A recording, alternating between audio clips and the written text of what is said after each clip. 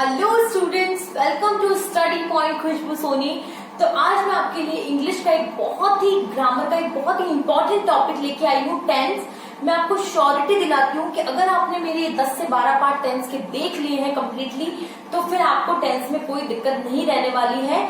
But सबसे पहले ही हमारा पार्ट 1 है टेंस का। मैं आपको बता दूं कि इसमें मैं आपको बिल्कुल बेसिक चीजें बताने वाली हूँ जो आपको नहीं पता है। हो सकता है आपको पता भी हो, लेकिन आपको किसी भी चीज को पढ़ने से पहले जो उसकी बेसिक चीजें उनका नॉलेज होना बहुत जरूरी है।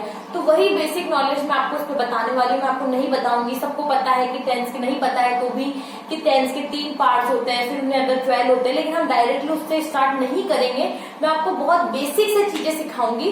तो किसी भी चीज को पढ़ने से पहले हमें उस पता होना चाहिए कि वाई वी आर रीडिंग। हम जैसे टेंस पढ़ रहे हैं तो क्यों पढ़ रहे हैं, टेंस को हिंदी में बोलते हैं काल। हम टेंस क्यों पढ़ रहे हैं, किसी भी सेंटेंस को हिंदी से अगर हम इजीली इंग्लिश में कन्वर्ट करना चाहते हैं और ग्रामेटिकली वो चीज हमारी करेक्ट होनी चाहिए, तो उसके लिए हमें टेंस का नॉलेज होना बहुत जरूरी है।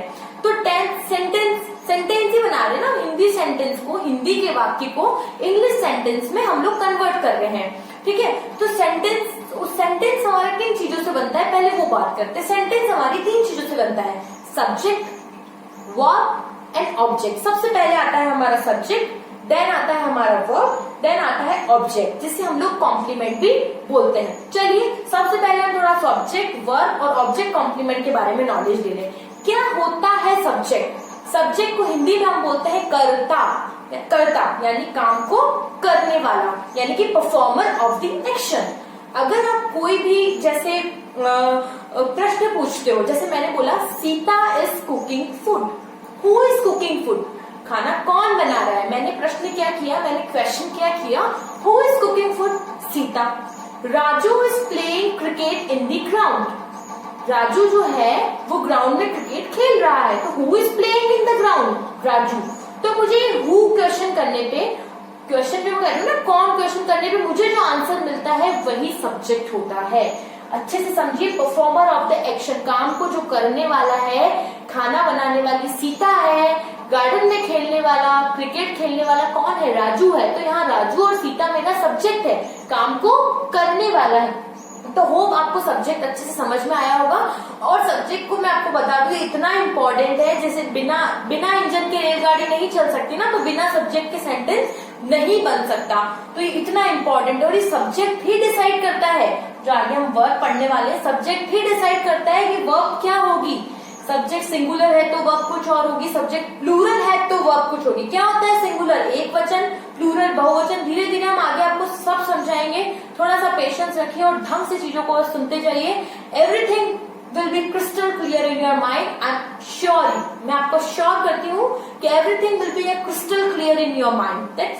Next is our verb. क्या होता है वर्ब को हम हिंदी में बोलते हैं क्रिया, यानी कि काम क्या हो रहा है। अगर मैं प्रश्न करूं कि क्या हो रहा है, उसका जो मुझे उत्तर मिलता है, उसका जो मुझे आंसर मिलता है, अगर मैं क्वेश्चन करती हूँ व्हाट इज हैपनिंग, राइट, तो उस क्वेश्चन करने पे जो मुझे आंसर मिलता है वो सेंटेंस की क्रिया या वो सेंटेंस की वर्ब होती है। Sita is cooking food, Sita क्या कर रही है, cooking food. Raju is playing cricket in the garden, what is Raju doing, Raju क्या कर रहा है, राजू जो है वो गार्डन में खेल रहा है। तो देखो सीता खाना बना रही है, तो वहां बनाना क्या हो गया, क्रिया हो गई। राजू खेल रहा है, खेलना क्या हो गई, यहाँ पे क्रिया हो गई। तो होप आपको ये समझ में आया होगा कि verb is symbolic of some action और मोमेंट। अब क्या होता है ऑब्जेक्ट और कॉम्प्लीमेंट, बोथ आर सेम। पूरे सेंटेंस में अगर हमने सब्जेक्ट ढूंढ लिया, वर्ब ढूंढ लिया, उसके अलावा जितनी भी चीजें हैं वो सब है हमारा ऑब्जेक्ट या फिर complement. Sita is cooking food in the kitchen, Sita जो है भोजन पका रही है किचन में, ठीक है। तो सीता तो हमारा सब्जेक्ट हो गया। इस कुकिंग, कुकिंग क्या है हमारा, वर्ब है। क्या है, वर्ब, बना रही है, खाना बना रही है, क्रिया क्या हो रही है, खाना बना रही है। कौन बना रही है, सीता। तो सब्जेक्ट और वर्ब पता चल गया। Sita is cooking food in the kitchen, तो कुकिंग सीता तो हमारा सब्जेक्ट, कुकिंग क्या हो गया हमारा वर्ब, और food in the kitchen, food in the kitchen हमारा ऑब्जेक्ट या फिर पूरा बचा हुआ जितना भी होता है सब्जेक्ट या वर्ब के अलावा वो हमारा कॉम्प्लीमेंट या फिर ऑब्जेक्ट होता है। तो ये तीनों वर्ड होप आपको समझ में आ गए। अगर और भी आपको डाउट है just ask me in the comment section, मैं आपको पूरा आपका जितना भी डाउट है वो क्लियर करने के लिए रेडी हूँ। अभी देखिए वर्ब के कुछ टाइप्स भी होते हैं, kinds of verb, on the basis of strength, on the basis of utility, इस तरह से on the basis of object, इस तरह से अलग अलग तरह से जो है वर्ब्स के काइंड्स को या वर्ब के टाइप को डिवाइड किया गया है। हम इसमें पढ़ेंगे on the basis of utility. क्या होता है यूटिलिटी? हम बोलते हैं ना प्लीज अपने टाइम को यूटिलाइज कीजिए, यानी इसे पूरी तरह से इसे पूरी तरह से उपयोग कीजिए।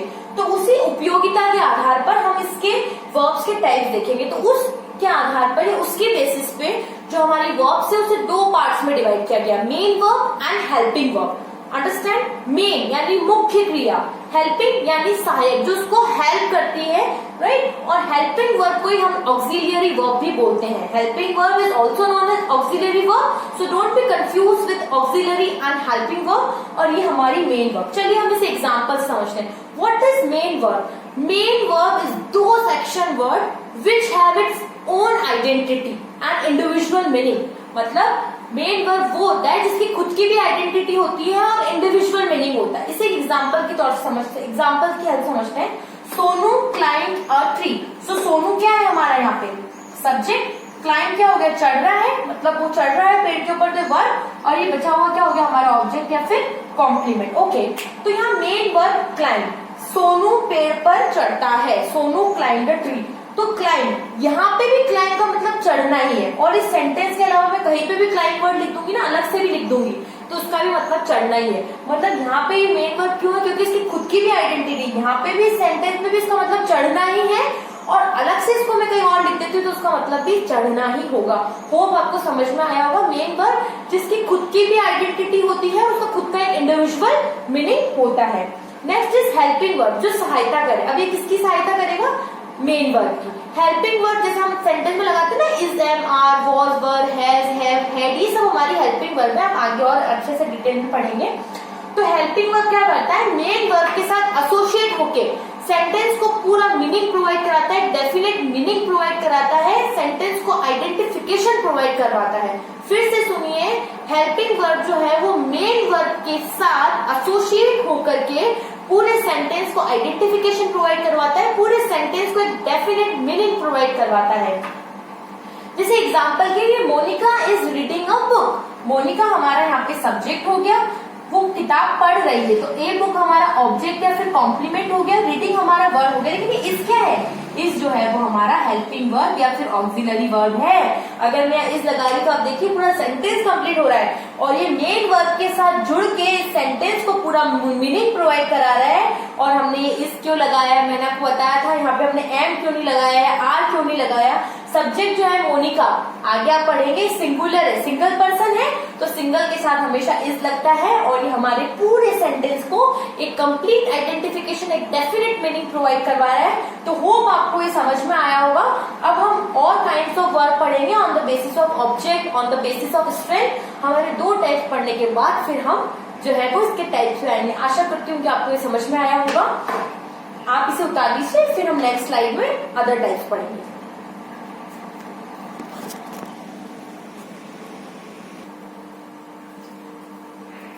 हाँ तो स्टूडेंट्स, पिछली स्लाइड में हमने काइंड्स ऑफ वर्ड पढ़े थे on the basis of utility, main verb और हेल्पिंग वर्ब और ऑक्सिलरी वर्ब। अब हम पढ़ेंगे on the basis of object. हमने बात करी थी सब्जेक्ट जो होता है हमारा कर्ता होता है, वर्ब जो होता है हमारा क्रिया होता है, और किसी भी सेंटेंस में सब्जेक्ट और वर्ब के अलावा जो भी चीज होती है हमारा ऑब्जेक्ट या फिर कॉम्प्लीमेंट होता है, जैसे हिंदी में हम लोग कर्म बोलते हैं। तो कर्म के आधार पर सिंपल है, अगर किसी भी सेंटेंस में कोई ऑब्जेक्ट है, ठीक है, पहले तो आप ये देखिए कि basis of object two types में डिवाइड किया गया है, ट्रांजिटिव वर्ब और इनट्रांजिटिव वर्ब। ट्रांजिटिव वर्ब क्या होगा? अगर किसी भी सेंटेंस में ऑब्जेक्ट है तो वो हमारा ट्रांजिटिव, उसका जो वर्ब है वो ट्रांजिटिव वर्ब होगा, राइट। और किसी भी सेंटेंस में अगर डायरेक्टली या इनडायरेक्टली हमारे पास कोई ऑब्जेक्ट है ही नहीं तो उसका जो वर्ब है वो हमारे पास इनट्रांजिटिव होगा। और इसे डिटेल में समझते हैं। Transitive verb, those main verb which combined with some direct और इनडायरेक्ट ऑब्जेक्ट, वो मेन वर्ब जिसके साथ कोई ऑब्जेक्ट जुड़ा हो, डायरेक्टली या फिर इनडायरेक्टली। देखिए इसे एग्जांपल से समझते हैं। राम किल्ड रावण। राम क्या है मेरे पास यहाँ पे? सब्जेक्ट है। किल्ड क्या है? उसने वर्ब के ये वर्ब है और ये हमारा ऑब्जेक्ट है। तो आपको दिख रहा है कि यहाँ पे मेन वर्ब के साथ हमारा ऑब्जेक्ट जो है वो एसोसिएट है, राइट। तो ये क्या हो गया? हमारा ट्रांजिटिव वर्ब हो गया। किल्ड क्या हो गया यहाँ पे मेरा ट्रांजिटिव वर्ब। क्यों, एक और चीज समझ सकते हैं, ट्रांजिटिव वर्ब को पता आप कब कर सकते हैं, जब हिंदी में कोई सेंटेंस दिया हुआ है, हिंदी में कोई वाक्य दिया हुआ है, मैं प्रश्न पूछती हूँ या मैं क्वेश्चन करती हूँ, कि दो तरह से मैं क्वेश्चन कर सकती हूँ, या तो मैं पूछ सकती हूँ हूँ या फिर हूँ। हूँ यानी कौन, ठीक है, हूँ यानी किसको या किसे, राइट। तो मैंने ये पूछा कि राम ने किसे मारा, राम ने रावण को मारा, राम किल्ड रावण। तो मैंने यहाँ पे क्वेश्चन किया जैसे हूँ, तो राम ने किसको मारा, तो रावण। तो यहाँ पे मुझे ऑब्जेक्ट मिल रहा है, ठीक है, या राम ने क्या किया, ठीक है, सॉरी हूँ नहीं, व्हाट, राम ने क्या किया, राम ने रावण को मारा, राइट। हाँ, हमें जो है वो व्हाट और हूम का क्वेश्चन करने पे हमें आंसर मिल रहा है। राम ने क्या किया, व्हाट यानी राम ने क्या किया, राम ने रावण को मारा। तो मेरे पास देखो इनडायरेक्टली ऑब्जेक्ट आ रहा है। अब दूसरा क्वेश्चन पूछ रही हूँ, राम ने किसको मारा, राम ने रावण को मारा। तो यहाँ पे भी हमारे पास इनडायरेक्टली ऑब्जेक्ट आ रहा है। तो ये जो वर्ब है ये होगी हमारी ट्रांजिटिव वर्ब। ट्रांजिटिव वर्ब यानी सकर्मक क्रिया, सकर्मक क्रिया यानी कि वो सेंटेंस जिसमें हमारा ऑब्जेक्ट जो है वो डायरेक्टली या इनडायरेक्टली मेन वर्ब के साथ एसोसिएट होता है, या जो वर्ब है वो डायरेक्टली इनडायरेक्टली जो है ऑब्जेक्ट को अफेक्ट करती है। होप आपको ये समझ में आया होगा। इनट्रांजिटिव वर्ब मतलब कि जिसमें कोई ऑब्जेक्ट एसोसिएट नहीं होता। इसको हम एग्जांपल से समझ सकते हैं। राधा इज लाफिंग, राधा क्या है हमारे पास सब्जेक्ट है, लाफिंग क्या है मेरे पास मेन वर्ब है, और इस क्या है मेरे पास हेल्पिंग वर्ब है। क्या है, हेल्पिंग वर्ब है। तो Radha is laughing, there is no object in this sentence. और आपको यहाँ पे ऐसा कुछ, राधा हंस रही, लेकिन राधा किस पे हंस रही हमें नहीं पता। ऐसा प्रश्न करने पे मुझे कोई आंसर नहीं मिल रहा है, ऐसा क्वेश्चन करने पे आंसर नहीं मिल रहा है, तो मैं कह सकती हूँ कि इज लाफिंग जो है वो यहाँ पे मेरे पास इनट्रांजिटिव वर्ब है।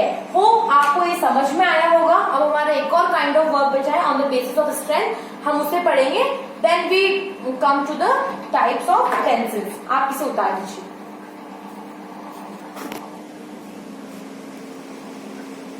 तो स्टूडेंट्स, नाउ हमारा जो लास्ट टाइप पढ़ रहे हैं हम काइंड ऑफ वर्ब का, on the basis of strength. On the basis of strength verb को टू पार्ट्स में डिवाइड किया गया है, strong verbs and weak verbs. उससे पहले आपको तीन चीजें पता हो, एक दो चीजें पता होनी चाहिए कि वर्ब की जो होती है मेन थ्री फॉर्म्स होती है, टू और होती है, present participle and infinitive. But जो तीन मेन फॉर्म होती है, first form, second form and third form. First form को हम प्रेजेंट फॉर्म भी बोलते हैं, सेकंड फॉर्म को हम पास्ट फॉर्म बोलते हैं, और थर्ड फॉर्म को हम पास्ट पार्टिसिपल फॉर्म बोलते हैं। उसके अलावा दो और होती है, प्रेजेंट पार्टिसिपल और इंफिनिटिव, लेकिन वो इतना इंपॉर्टेंट नहीं है। मेन जो हमारी तीन होती है, फर्स्ट फॉर्म और प्रेजेंट फॉर्म, सेकंड फॉर्म और पास्ट फॉर्म, थर्ड फॉर्म और पास्ट पार्टिसिपल फॉर्म। तो स्ट्रॉन्ग वर्ब्स में क्या होता है, ये जो तीनों होती है अलग अलग होती है, तो वो होती है हमारी स्ट्रॉन्ग वर्ब। वीक वर्ब में क्या होता है, दो या तीन उनमें से सेम रहती है। एग्जाम्पल की समझते हैं, जैसे गो यानी जाना, गो यानी क्या होता है हमारे पास जाना, राइट। तो गो फर्स्ट फॉर्म होती है गो, इसकी सेकंड या पास्ट फॉर्म होती है वेंट, और थर्ड या पार्टिसिपल फॉर्म होती है, सॉरी पास्ट पार्टिसिपल गॉन। उसी तरह से राइट यानी होता है हमारा लिखना, क्या होता है लिखना।